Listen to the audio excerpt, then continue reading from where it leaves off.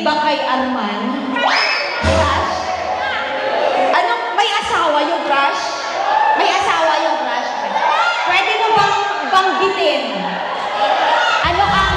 Wala. Umamin ka na, Pasko ngayon. Ano ang pangalan niya? Wala. Anong pangalan? Anong pangalan? Wala ko iba. Uy, wala. Pasko ngayon. Anong pangalan ng crush niya? Si? Hindi ko. Kinsa, bilangan. Ano pangalan? Si Armando?